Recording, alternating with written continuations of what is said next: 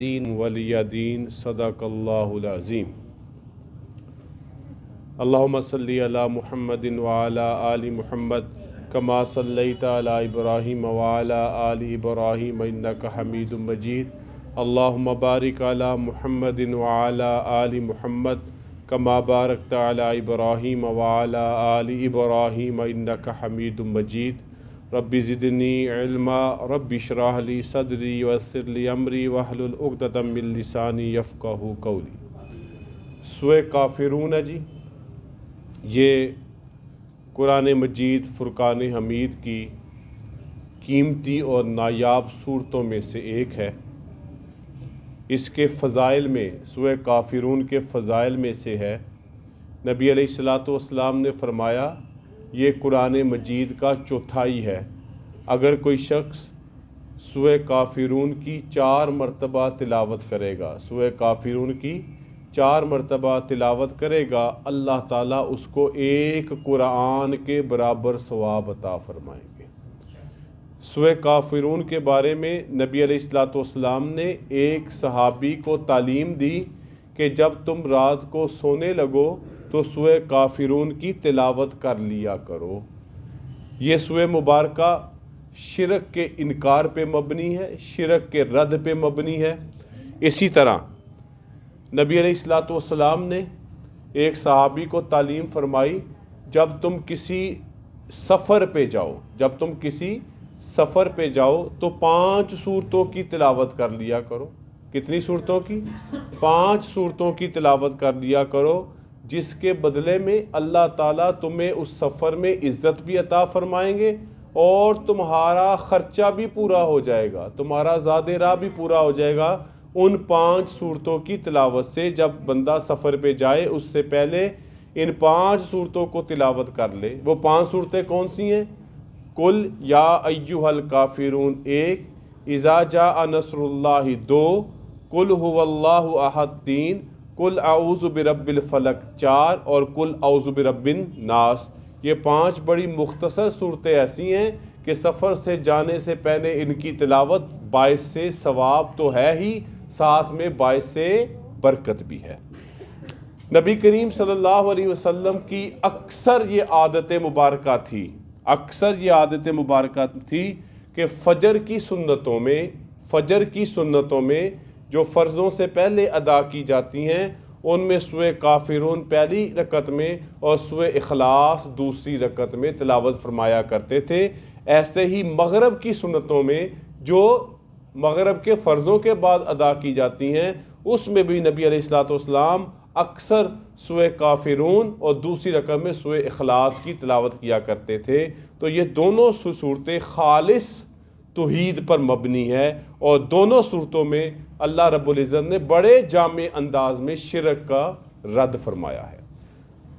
پہلے اس سورہ مبارکہ کا ترجمہ فضائل آپ نے سن لیے۔ قل یا ایھا الکافرون، کہہ دو اے کافرو، یعنی نبی علیہ السلام صلی اللہ فرما رہے ہیں اے میرے محبوب پیغمبر فرما دیجئے یا ایھا الکافرون، اے کافرو، لا اعبد ما تعبدون، نہ تو میں تمہارے معبودوں کی عبادت کرتا ہوں، ولا انتم عابدون ما اعبد، اور نہ تم ہی میرے معبود کی عبادت کرتے ہو، ولا انا عابد ما عبدتم، اور نہ میں تمہارے معبودوں کی عبادت کروں گا، ولا انتم عابدون ما اعبد، اور نہ تم میرے معبود کی عبادت کرو گے، لکم دینکم ولی دین، تمہارے لیے تمہارا دین اور میرے لیے میرا دین۔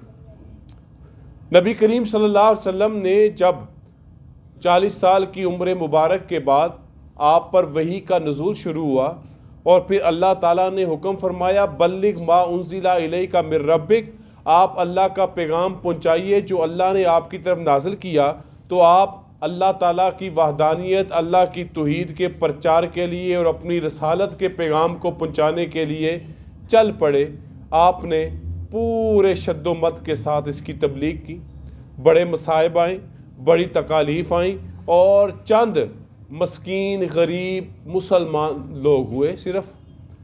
اب قریش مکہ بڑے تنگ تھے، ان کی چودراہٹ کو خطرہ، ان کے جھوٹے خداؤں کو خطرہ، ان کے اقتدار کو خطرہ، تو انہوں نے نبی کریم صلی اللہ علیہ وسلم کو پہلے کچھ پیشکش کی. وہ پیشکش کیا تھی؟ آپ یہ بات کہنا چھوڑ دیں جو آپ لا الہ الا اللہ کی صورت میں کہتے ہیں، ہم آپ کو مال و دولت دے دیں گے. آپ کو مال و دولت دے دیں گے. اگر یہ سب کچھ آپ اس لیے کر رہے ہیں تو آپ کو مال و دولت دینے کے لیے تیار ہیں. یا اگر آپ چاہتے ہیں کہ ہم آپ کو علاقے کا بڑا مان لیں تو وہ بھی ماننے کے لیے تیار ہیں، لیکن آپ لا الہ الا اللہ کی صدا کو بلند کرنا چھوڑ دیں. یا اگر آپ خوبصورت دوشیزہ سے، حسین لڑکی سے شادی کرنا چاہتے ہیں، آپ کے لیے عرب کی خوبصورت ترین لڑکی سے آپ کی شادی کر دیتے ہیں، آپ یہ پیغام دینا چھوڑ دیں کہ اللہ کے سوا کوئی معبود نہیں ہے، اللہ ہی برحق ہے، وہی عبادت کے لائق ہے، وہ اپنی ذات صفات عبادت میں اکیلا ہے، اس کا کوئی شریک نہیں.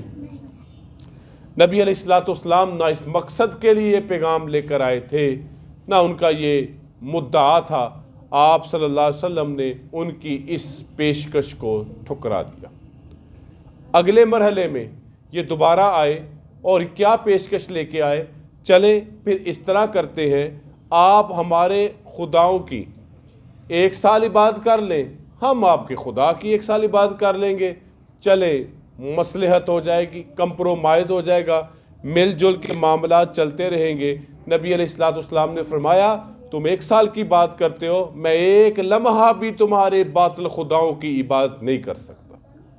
انہوں نے اسی مجلس میں کہا چلیں پھر اس طرح کرتے ہیں، آپ ہمارے خداؤں کی نفی نہ کریں، ہم بھی آپ کے خدا کی عبادت کر لیں گے.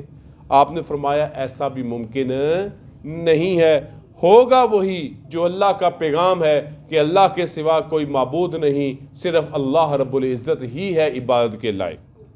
تو لہٰذا جب یہ سارے معاملات زمین پر چل رہے تھے، اللہ کے نبی بھی اپنے کاز پر، اپنے پروگرام پہ ڈٹے ہوئے تھے، تو اسی صورتحال پر اللہ تعالیٰ نے اس سورہ مبارکہ کا نزول فرمایا، اور جس کا ترجمہ آپ کے سامنے ابھی بیان کر دیا گیا، جس میں نبی اکرم صلی اللہ علیہ وسلم کو یہ پیغام دیا گیا، قل یا ایھا الکافرون، اے میرے محبوب فرما دیجئے ان کافروں سے، یہ ایک تمہیں کھلا چیلنج ہے، تم یہ پیشکش لے کے آئے ہو، تم دونس داندلی سے بات کرتے ہو، تم لالچ و طمع کا راستہ اختیار کرتے ہو، لیکن یہ دین برحق ایسا دین ہے کہ جس میں اس معاملے میں، عقیدہ توحید کے معاملے میں اور عقیدہ رسالت کے معاملے میں ذرا برابر بھی 1 انچ کے لیے بھی کوئی کمپرومائز اور 1 لمحے کے لیے بھی کوئی کمپرومائز نہیں ہوگا.